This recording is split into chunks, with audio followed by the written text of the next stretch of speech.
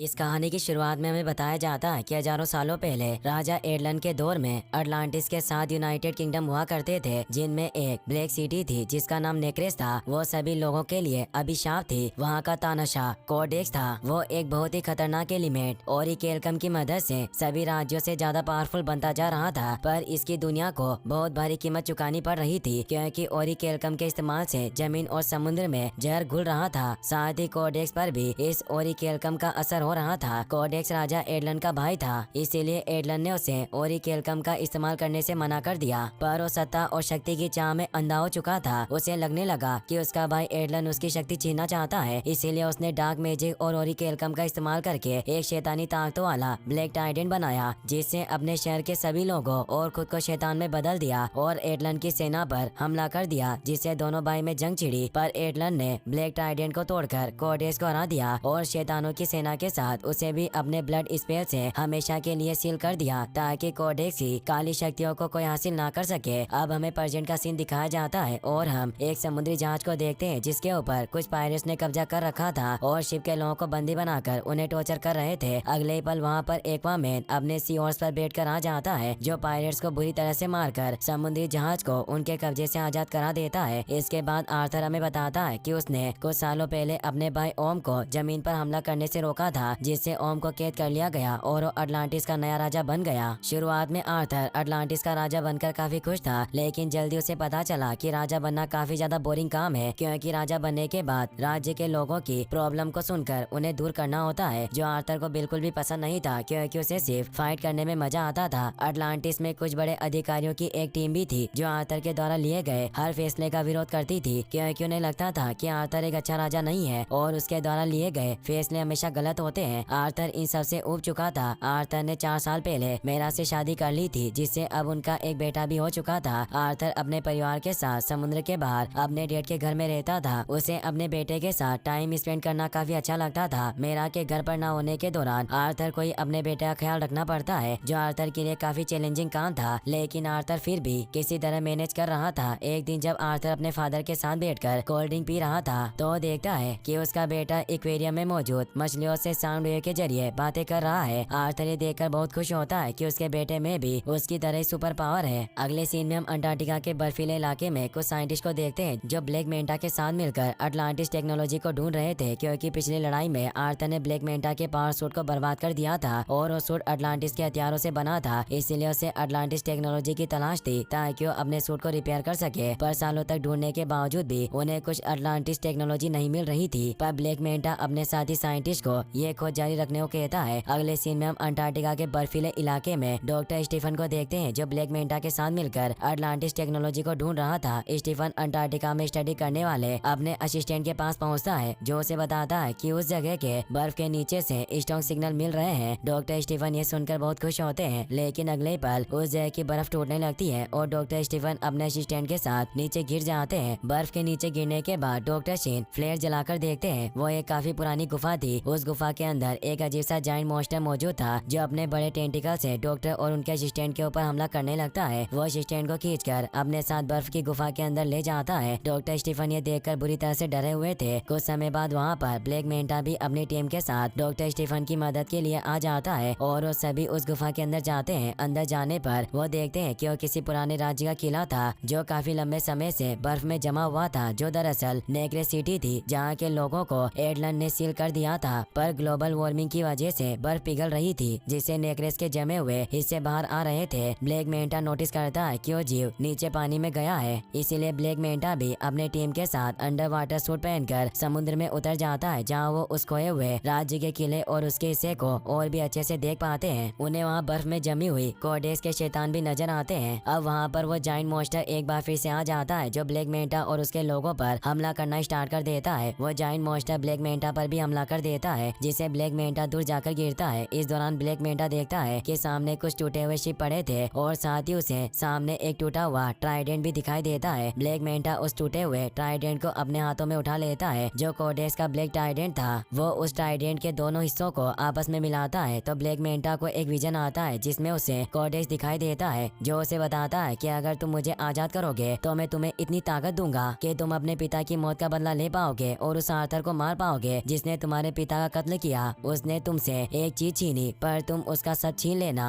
जिससे उसके सभी लोग मारे जाएंगे और उसका राज्य भी तुम्हारे सामने घुटने टेक देगा। ब्लैक मेंटा को जब होश आता है तो इस विजन की वजह से काफी डरा हुआ था। स्टीवन उसे शांत करता है पर ब्लैक मेंटा अब उस ब्लैक टाइडेंट की काली शक्तियों के काबू में आ चुका था। वो उस टाइडेंट को पाकर काफी खुश होता है। अगले सीन में हम देखते हैं कि न्यूज चैनलों पर दिखाया जा रहा था कि ग्लोबल वार्मिंग की वजह से लगातार ग्लेशियर पिघल रहे हैं और समुद्री जल स्तर बढ़ रहा है, जो दुनिया के लिए एक बड़ी मुसीबत है। मेरा आर्थर के पास आकर उसे बताती है कि अटलांटिस में एक बार फिर से महामारी फैलने लगी है। आर्थर ये सुनकर जल्दी से अटलांटिस पहुंच जाता है, जहां पर बड़े अधिकारियों की टीम आर्थर को बताती है कि अटलांटिस के 9th ट्राइब और मछुआरों के इलाकों में एक बार फिर से महामारी फैल रही है और ये महामारी इंसानों द्वारा समुद्र में फैलाई गई गंदगी, कार्बन डाइऑक्साइड और जहरीली काई की वजह से फैल रही है। आर्थर बड़े अधिकारियों की टीम से कहता है कि हमें इंसानों के साथ मिलकर काम करना होगा और उनके साथ अपनी टेक्नोलॉजी और मशीनों को साझा करना चाहिए, तभी हम इस प्रॉब्लम का सामना कर सकते हैं। आर्थर ये भी कहता है कि जब इंसानों को हमारे बारे में पता ही नहीं है तो हम इस मुद्दे को किस तरह उठा सकते हैं। अब समय आ गया है कि अटलांटिस के लोग छुप कर ना रहें, क्योंकि अब दुनिया छोटी हो रही है और हमारे पुराने रिवाज हमें ज्यादा देर तक बचा कर नहीं रख सकते। इस पर सुप्रीम लीडर आर्थर पर गुस्सा होते हुए उससे कहती है कि क्या तुम उन इंसानों का साथ देना चाहते हो जिन्होंने तुमसे उन लोगों को छीन लिया जिनको तुम चाहते थे। दरअसल सुप्रीम लीडर और उनकी टीम इंसानों पर हमला करके उन्हें समुद्र में गंदगी फैलाने और ग्लोबल वार्मिंग को बढ़ने से रोकना चाहती थी, लेकिन आर्थर ऐसा बिल्कुल भी नहीं चाहता था कि इंसानों पर हमला करें। अगले सीन में हम आर्थर को अपने घर में देखते हैं, जहाँ पर वो अपने बेबी को सुलाने के बाद अपने डैड से बातें करता है और उनसे कहता है कि आज कई राज्य मेरी मदद कर रहे हैं, लेकिन फिर भी छोटे बेबी को संभालना मुश्किल लग रहा है, तो आपने अकेले मुझे कैसे संभाला? असली हीरो तो आप हैं। इस पर आर्थर के डैड उसे कहते हैं कि असली हीरो वो होता है जो कभी हार नहीं मानता। आर्थर अपने डैड से अपनी प्रॉब्लम भी बताता है कि उसे कुछ भी समझ नहीं आ रहा कि वो अटलांटिस की समस्याओं को खत्म कैसे करें, क्योंकि आधा अटलांटिस तो जमीन पर हमला करने के बारे में सोच रहा है। अगले सीन में हम ब्लैक मेंटा को अपनी टीम के साथ एक बड़ी सी सबमरीन में अटलांटिस शहर की तरफ बढ़ते हुए देखते हैं। डॉक्टर स्टीफन की बातों से हमें पता चलता है कि उन्होंने टेंटिकल वाले मॉन्स्टर से फाइट के दौरान मिले शिप और मशीनों को मॉडिफाइड करके उनका इस्तेमाल कर रहे थे, और हैरानी की बात तो ये थी कि काफी पुराने होने के बाद भी वो मशीनें काम कर रही थी। ब्लैक मेंटा वहाँ पर ओरिकेल्कम फ्यूल हासिल करने के लिए आया था, जिसे अटलांटिस वासियों ने समुद्र में अलग अलग जगहों पर स्टोरेज वॉल्यूम में स्टोर करके रखा था, क्योंकि अटलांटिस के पुराने शिप और मशीनों को चलाने के लिए ओरिकेल्कम फ्यूल की जरूरत थी। इसीलिए ब्लैक मेंटा किसी भी तरह कड़ी सुरक्षा होने के बावजूद भी ओरिकेल्कम को चुराना चाहता था। ब्लैक मेंटा को यह सब कोडेक्स से पता चला था। ब्लैक मेंटा अपने दो साथियों के साथ समुद्र में मिले छोटे सबमरीन में बैठकर ओरिकेल्कम को हासिल करने के लिए निकल पड़ता है। ब्लैक मेंटा बड़ी चालाकी से अपने दोनों साथियों के साथ अटलांटिस के स्टोरेज वॉल में पहुंच जाता है और वहां से ओरिकेल्कम को चुराकर अपने शिप में लोड करने लगता है, लेकिन अटलांटिस की सेना को भी उनके वहां होने के बारे में पता चल गया था, इसीलिए बाहर निकलने के दरवाजे बंद कर दिए जाते हैं और अटलांटिस के सैनिक ब्लैक मेंटा को सरेंडर करने के लिए कहते हैं। यह सब देखकर ब्लैक मेंटा अपनी टीम को किसी भी तरह खुद को वहाँ से बाहर निकालने के लिए कहता है। ब्लैक मेंटा के ऑर्डर को फॉलो करते हुए उसके सभी साथी भी अपनी बड़ी सबमरीन के साथ एटलांटिस सिटी में एंटर कर जाते हैं। डॉक्टर स्टीफन अपनी आंखों से अटलांटिस शहर को देखकर पूरी तरह से हैरान थे, क्योंकि वो काफी खूबसूरत शहर था। अब अटलांटिस की सेना ब्लैक मेंटा की सबमरीन पर हमला करना स्टार्ट कर देती है, लेकिन उनके हमले से ब्लैक मेंटा की सबमरीन पर कोई भी असर नहीं होता, क्योंकि इस समय सबमरीन में पावरफुल प्रोटेक्शन शील्ड एक्टिवेट थी। इसके बाद ब्लैक मेंटा के साथी पावरफुल सोनिक वेव से अटलांटिस के सैनिकों पर हमला करते हैं और उन्हें मार गिराते हैं। पावरफुल सोनिक वेव के सामने अटलांटिस के सैनिक टिक नहीं पा रहे थे और ब्लैक मेंटा के सोल्जर अटलांटिस में चारों तरफ तबाही मचाना स्टार्ट कर देते हैं। अब देखते ही देखते वहाँ पर मेरा भी अटलाना के साथ आ जाती है, लेकिन फाइट के दौरान अटलाना घायल हो जाती है और मेरा अकेले ही ब्लैक मेंटा और उसकी टीम से फाइट करती है। ब्लैक मेंटा अटलांटिस के ट्रेवल रूट में छोटे शिप को डिस्ट्रॉय करके वहाँ से भागने की कोशिश करता है, तो मेरा अपने मैजिकल पावर की मदद से ब्लैक मेंटा को पानी के एक टोर्नेडो में कैद कर देती है, जिसकी वजह से ब्लैक मेंटा की शिप चट्टान से टकराकर क्रैश हो जाती है। मेरा इसके बाद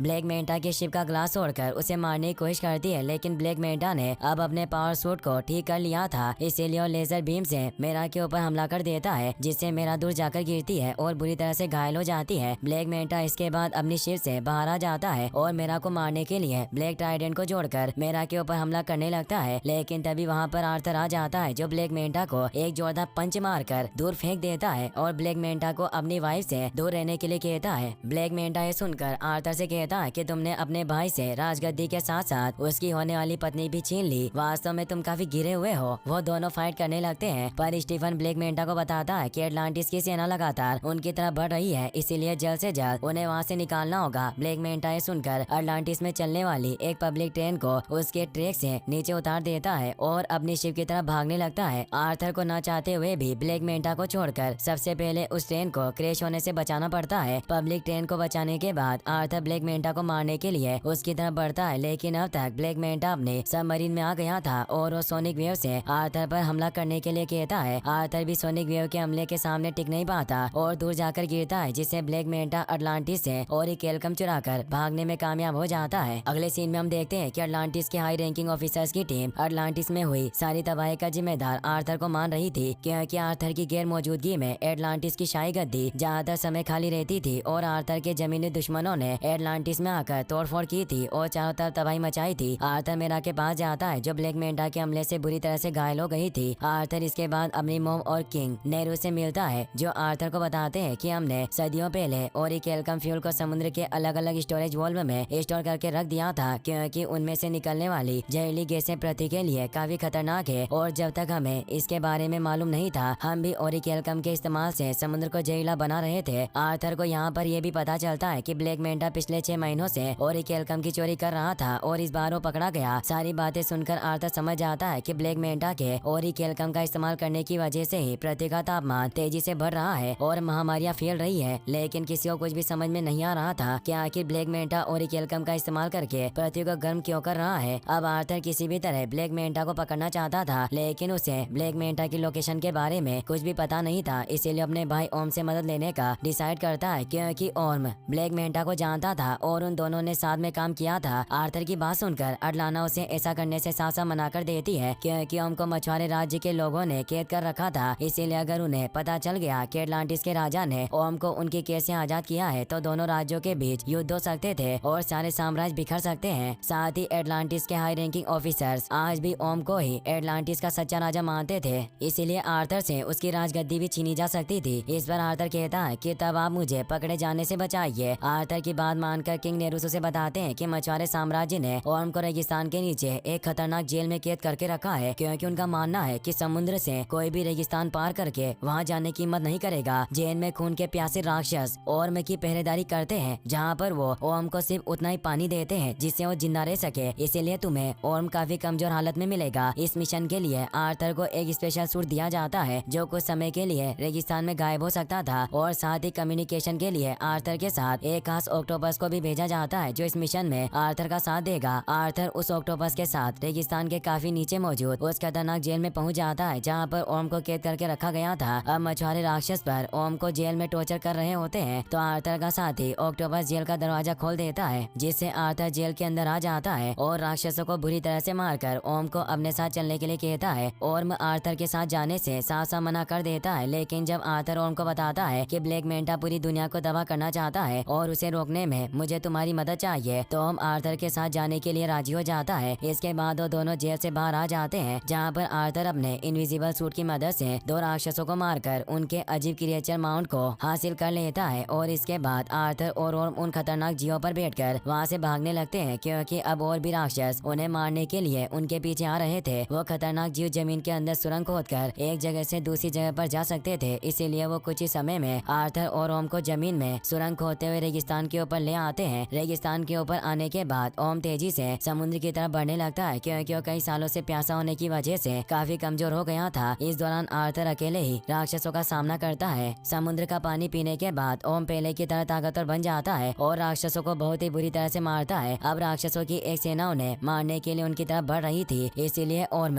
आर्थर और ऑक्टोपस के साथ वहाँ से अटलांटिस की तरफ निकल पड़ता है। अटलांटिस में आने के बाद ओर्म आर्थर के साथ ब्लैक मेंटा को ढूंढने के लिए जाता है, और इस दौरान वो आर्थर से पूछता है कि आखिर ब्लैक मेंटा इतना कैसे बदल गया कि बिना किसी शर्त के पूरी दुनिया को तबाह करना चाहता है। अगले सीन में हम डॉक्टर स्टीफन को देखते हैं, जो ये देखकर काफी परेशान थे कि ब्लैक मेंटा चुराए गए और केलकम का इस्तेमाल नहीं कर रहा था, बल्कि उन्हें वोल्केनो में जलाकर प्रदूषण फैला रहा था, जिससे आसपास की हवा जहरीली हो रही थी और धरती का तापमान तेजी से बढ़ रहा था। डॉक्टर स्टीफन ये सभी नहीं चाहते थे, इसीलिए वहाँ से भागना चाहता था, पर मेंटा उसे वहाँ से जाने नहीं दे रहा था, और केलकम की जहरीली हवा की वजह से आसपास के पेड़ पौधे भी खतरनाक खतरनाक और मांसाहारी बन गए थे। वहीं दूसरी तरफ और आर्थर को लेकर एक ऐसी जगह पर जाता है जहाँ पर पुराने और टूटे हुए जहाजों के मलबे से एक राज्य बना हुआ था। वो जगह समुद्री पायरेट्स का अड्डा था और आर्थर को पायरेट्स किंग के पास ले जाता है क्योंकि पायरेट्स किंग को जरूर ब्लैक मेंटा के ठिकाने के बारे में पता होगा। पायरेट्स किंग आर्थर को ब्लैक मेंटा का ठिकाना बताने से साफ साफ मना कर देता है और आर्थर के साथ काफी बदतमीजी भी करता है, जिससे आर्थर को बहुत गुस्सा आता है और वहाँ एक गार्ड को मारते हुए पायरेट्स किंग को भी बहुत ही बुरी तरह से मारता है और पायरेट्स किंग से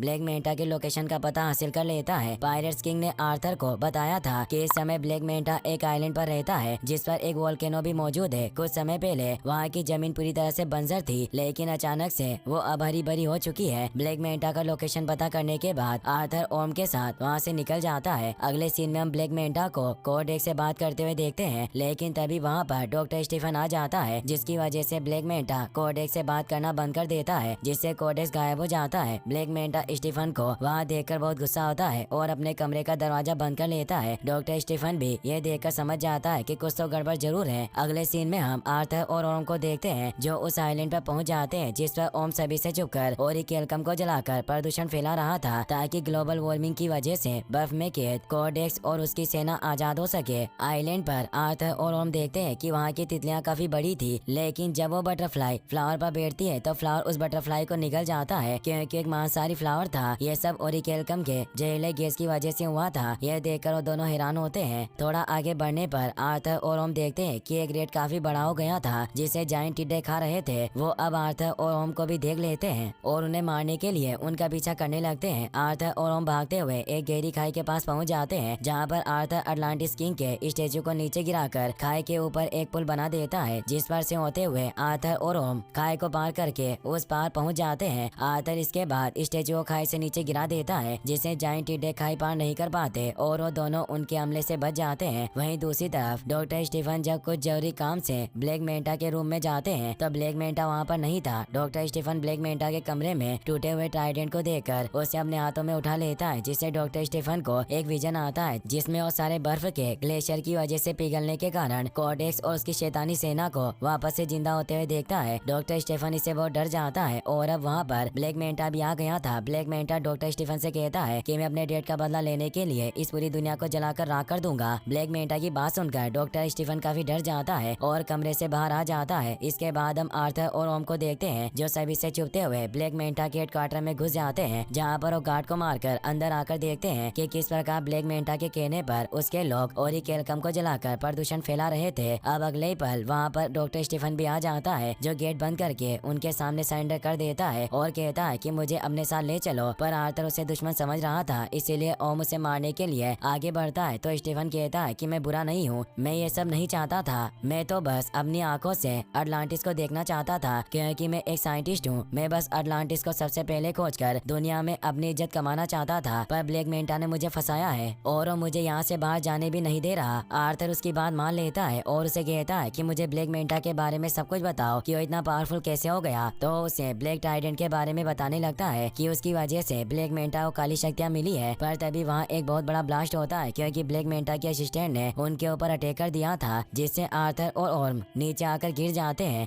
ब्लैक मेंटा के असिस्टेंट अपने सबमरीन शिप में बैठकर बड़े बड़े टेंटिकल से आर्थर और ओम के ऊपर हमला करने लगती है। उनके बीच में एक खतरनाक फाइट होती है और ब्लैक मेंटा के असिस्टेंट को उसकी एडवांस सबमरीन के साथ हराना काफी ज्यादा मुश्किल था, इसीलिए ओम सबसे पहले मेटल की रिंग से ब्लैक मेंटा की असिस्टेंट पर हमला करके उसके सबमरीन के सारे टेंटिकल को आपस में बांध देता है। जिस मौके का फायदा उठाकर आर्थर उसके ऊपर हमला करके उसे हरा देता है। अब वहाँ पर ब्लैक मेंटा भी आ जाता है। ब्लैक मेंटा को अपने सामने देखकर ओम पूरे कॉन्फिडेंस के साथ उसे लड़ने लगता है, लेकिन ब्लैक मेंटा के एक ही पंच से वो आर्थर के पास आकर गिरता है। इसके बाद आर्थर और ब्लैक मेंटा के बीच में एक खतरनाक फाइट होने लगती है। फाइट के दौरान ओम जब ब्लैक मेंटा के टूटे हुए ट्राइडेंट को अपने हाथों में उठाकर उन्हें आपस में जोड़ने की कोशिश करता है तो उसे भी एक विजन आता है जिसमें वो उस टूटे हुए ट्राइडेंट के इतिहास को देख लेता है और काफी डर जाता है। इस दौरान ब्लैक मेंटा अपने लेजर बीम से ओम पर हमला कर देता है, जिससे ओम बुरी तरह से घायल हो जाता है। आर्थर ये देखकर गुस्से में ब्लैक मेंटा को मारने के लिए उसके ऊपर हमला कर देता है और वो दोनों लड़ते हुए ओशियन में आ जाते हैं। अब तक वहाँ पर किंग नेरूस भी अपनी सेना के साथ आ गए थे जो उस वोल्केनो पर मिसाइल से हमला करके उसे डिस्ट्रॉय करने लग जाते हैं। वहीं दूसरी तरफ ब्लैक मेंटा और आर्थर के बीच में एक खतरनाक फाइट होती है जिसमें आर्थर पूरी तरह से ब्लैक मेंटा के ऊपर हावी था। खुद को हारता देखकर ब्लैक मेंटा अपनी सबमरीन और साथियों के साथ वहाँ से भागने लगता है। ब्लैक मेंटा को मारने के लिए आर्थर उसके पीछे जाता है, लेकिन वो सबमरीन के सुपरसोनिक वेव के सामने टिक नहीं पाता और दूर जाकर गिरता है, जहाँ पर वो वोल्केनो से दूर गिरने वाली बड़ी चट्टानों के नीचे दब गया था। लेकिन अब वहाँ पर मेरा भी आ गई थी। वो अपनी मैजिकल पावर की मदद से चट्टान को आर्थर के ऊपर से हटाकर उसकी जान बचाती है। मेरा अब पूरी तरीके से ठीक हो चुकी थी। अगले सीन में हम देखते हैं कि अटलाना उसकी मदद के लिए किंग नेरूस और साथी साम्राज्य के कुछ योद्धाओं के साथ वहाँ पहुँच चुकी थी। ओर्म भी अब पहले से काफी ठीक था। ओर्म सभी को बताता है कि उसने अपने विजन में खोए हुए साम्राज्य को देखा। किंग नेरूस को ओर्म की बातों पर बिल्कुल भी विश्वास नहीं था। आर्थर अपनी मॉम से इसके बारे में पूछता है क्योंकि उसे सातवें साम्राज्य के बारे में कुछ भी नहीं पता था। इस पर अटलाना आर्थर को बताती है कि अटलांटिस के समुद्र में डूबने से पहले एक सातवां साम्राज्य भी हुआ करता था, लेकिन फिर कुछ ऐसा हुआ कि इतिहास से उसका नामो निशान मिटा दिया गया और अब कोई भी उस सातवें साम्राज्य के बारे में कुछ नहीं जानता। इस पर ओम सभी को बताता है कि उस सातवें साम्राज्य का नाम नेक्रेस था। नेक्रेस साम्राज्य ओरिकेलकम के इस्तेमाल की वजह से काफी पावरफुल बनता जा रहा था, लेकिन इस दौरान वो समुद्र के साथ साथ हवा और जमीन को भी जहरीला बना रहे थे। ओरिकेलकम पूरी तरह से नेक्रेस साम्राज्य के राजा कोडेस के ऊपर हावी था, इसीलिए उसने काली शक्तियों से एक ब्लैक टाइडेंट बनाया और अपने ही भाई पर हमला कर दिया, पर एडलन ने उसे हरा दिया और अपने खून से उसे बर्फ में सील कर दिया। इसके बाद इतिहास से नेक्रेस साम्राज्य के नाम को हमेशा के लिए मिटा दिया गया, इसीलिए आज कोई भी नेक्रेस साम्राज्य के बारे में नहीं जानता। और अब कोडेक्स ब्लैक मेंटा की मदद से ओरिकेलकम को जलाकर प्रदूषण फैला रहा है ताकि वो ग्लेशियर को पिघलाकर अपनी शैतानी सेना को आजाद कर सके। ओम की बात सुनकर सभी समझ जाते हैं कि कोडेक्स को आजाद होने के लिए राजा एडलन के खून की जरूरत होगी और इस समय राजा एडलन का खून आर्थर, ओर्म और अटलाना के रगों में दौड़ रहा था। आर्थर ये सब बातें सुनकर समझ जाता है कि जमीन पर उसके बेटे को खतरा है, क्योंकि आर्थर के बेटे के अंदर ही शाही खून दौड़ रहा था। अगले सीन में हम जमीन पर आर्थर के डेड को देखते हैं, जो घर पर आर्थर के बेटे के साथ अकेले होते हैं और टीवी पर न्यूज देख रहे होते हैं कि ग्लोबल वार्मिंग की वजह से तापमान लगातार बढ़ता जा रहा है। तभी वहाँ पर ब्लैक मेंटा आ जाता है, जो आर्थर के डेड को मारकर उसके बेटे को अपने साथ ले जाता है। कुछ समय बाद जब आर्थर अपनी फैमिली के साथ अपने घर पहुँचता है तो देखता है कि उसका शक बिल्कुल सही था, क्योंकि ब्लैक मेंटा ने आर्थर का घर जला दिया था और उसके बेटे को अपने साथ ले गया था। आर्थर के डेड बुरी तरह से घायल थे, लेकिन वो अभी भी जिंदा थे। अटलाना अपने पति का इलाज करती है, लेकिन आर्थर और मेरा अपने बेटे को खोकर काफी ज्यादा दुखी और गुस्से में थे, क्योंकि वो किसी भी तरह अपने बेटे को वापस पाना चाहते थे। वहीं दूसरी तरफ डॉक्टर स्टीफन जब देखता है कि ब्लैक मेंटा आर्थर के छोटे बेटे को भी मारना चाहता है, तो आर्थर की मदद के लिए एक सिग्नल भेजते हैं ताकि आर्थर को ब्लैक मेंटा के लोकेशन के बारे में पता चल सके। ब्लैक मेंटा के लोकेशन का पता चलने के बाद आर्थर और मैं मेरा और अपनी सेना के साथ ब्लैक मेंटा पर हमला करने के लिए निकल पड़ते हैं। वहीं दूसरी तरफ ब्लैक मेंटा अपनी बड़ी सबमरीन से बाहर निकलकर छोटी छोटी टेंटिकल वाली सबमरीन में बैठकर डॉक्टर स्टीफन और आर्थर के बेटे के साथ नेक्रेस साम्राज्य की तरफ निकल पड़ता है, क्योंकि बर्फ के पिघलने की वजह से अब नेक्रेस साम्राज्य में जाना काफी आसान हो गया था। ब्लैक मेंटा एक मिसाइल से सामने के ग्लेशियर को तोड़कर अंदर घुस जाता है। वहीं दूसरी तरफ ब्लैक मेंटा की असिस्टेंट अपनी सबमरीन के सोनिक वेव गन को चार्ज करके आर्थर पर हमला करने का प्लान बना रही थी, लेकिन इस दौरान आर्थर अपनी पावर की मदद से वहाँ बहुत सारे शार्क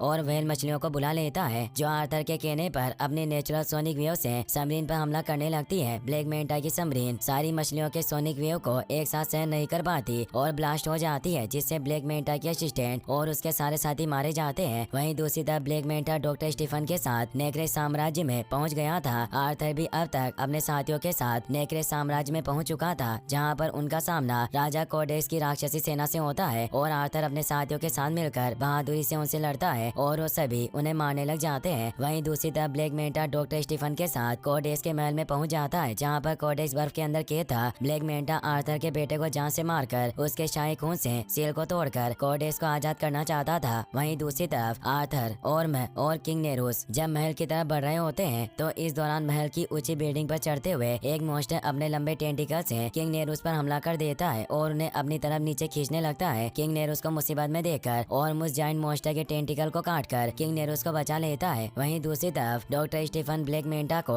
आर्थर का बेटा नहीं देता और उसके साथ वहाँ से भागने लगता है, क्योंकि वो नहीं चाहता था कि ब्लैक मेंटा आर्थर के छोटे बेटे को जान से मार डाले। अब आर्थर भी अपने साथियों और अपने सैनिकों के साथ डार्क आर्मी से लड़ते हुए कोडेक्स की महल में आ गया था। आर्थर अपने साथियों के साथ मिलकर डार्क आर्मी से लड़ता है और उन्हें काफी बुरी तरह से मारता है। महल में आने के बाद वो अंदर आने के दरवाजे को बंद कर देते हैं ताकि डार्क आर्मी अंदर ना आ सके। वहीं दूसरी तरफ ब्लैक मेंटा ने गुस्से में डॉक्टर स्टीफन पर हमला कर दिया था और वो आर्थर के बेटे को मारने वाला था कि तभी अपने बेटे की आवाज सुनकर आर्थर वहाँ जाता है, जो ब्लैक मेंटा पर हमला करके उसे बुरी तरह से मारता है। अब आर्थर और ब्लैक मेंटा के बीच में एक खतरनाक फाइट होती है जिसमें ब्लैक मेंटा आर्थर पर भारी पड़ रहा था और वो ब्लैक ट्राइडेंट से आर्थर को मारने वाला था कि तभी वहाँ पर मेरा आ जाती है जो ब्लैक मेंटा पर अपनी शक्तियों से हमला करके उसे दूर फेंक देती है। मेरा और आर्थर अपने बेटे से मिलकर बहुत खुश होते हैं। वहीं दूसरी तरफ अब ब्लैक मेंटा का सूट पूरी तरह से डैमेज हो चुका था, इसीलिए वो अपने सूट को बाहर निकाल देता है और ब्लैक ट्राइडेंट से मेरा के ऊपर हमला कर देता है। लेकिन बीच में ओम ब्लैक ट्राइडेंट को पकड़ लेता है जिससे मेरा की जान तो बच जाती है, लेकिन ब्लैक ट्राइडेंट छूने की वजह से अब ओम पूरी तरह से कोडेक्स के कंट्रोल में था। कोडेक्स ओम को भड़काने लगता है और आर्थर को मारकर खुद एटलांटिस का राजा बनने के लिए कहता है और आर्थर पर हमला करके उसे बुरी तरह से मारता है और इस दौरान आर्थर का शाही खून नीचे महल के फर्श पर गिरने से सील टूट जाती है और कोडेक्स जेल से आजाद हो जाता है। आर्थर ये देखकर किसी तरह ओम को पुरानी बातें याद दिलाकर होश में लाता है, जिसके बाद आर्थर के कहने पर ओम ब्लैक ट्राइडेंट को छोड़ देता है और आर्थर उस ब्लैक ट्राइडेंट से कोडेक्स के ऊपर हमला कर देता है। लेकिन कोडेक्स ब्लैक ट्राइडेंट को अपने हाथों से पकड़ लेता है। अब क्योंकि ओम भी होश में आ चुका था, इसलिए वो आर्थर को भी उसका ट्राइडेंट दे देता है। आर्थर ट्राइडेंट को कोडेक्स की तरफ फेंकता है जिससे वो ट्राइडेंट ब्लैक ट्राइडेंट को बीच में से तोड़ता हुआ कोडेक्स को जाकर लगता है और उसकी वहीं पर डेथ हो जाती है। कोडेक्स की मौत के बाद वो पूरी जगह गिरने लगती है। महल के नीचे जमीन में धंसने की वजह से ब्लैक मेंटा नीचे खाई में गिरने वाला था, इसीलिए आर्थर उसे ऊपर आने के लिए अपना हाथ आगे बढ़ाता है, लेकिन ब्लैक मेंटा आर्थर का हाथ पकड़ने से साफ साफ मना कर देता है और नीचे खाई में गिरने की वजह से मारा जाता है। आर्थर इसके बाद ओम के साथ उस जगह से बाहर निकल जाता है और ऊपर सरफेस पर आ जाता है जहाँ पर मेरा और आर्थर का बेटा पहले से ही उसका इंतजार कर रहे थे। आर्थर अपने बेटे से मिलकर बहुत खुश होता है और डॉक्टर स्टीफन को भी बचा लिया गया था। आर्थर ओम से कहता है कि तुम्हें अब वापस जेल जाने की कोई जरूरत नहीं है और हम तुम्हें वापस मछुआरों की सेना के हवाले नहीं करेंगे और सभी को ये बताएंगे कि तुम इस युद्ध में मारे गए जिससे तुम इंसानी दुनिया में अपनी जिंदगी जी सकते हो।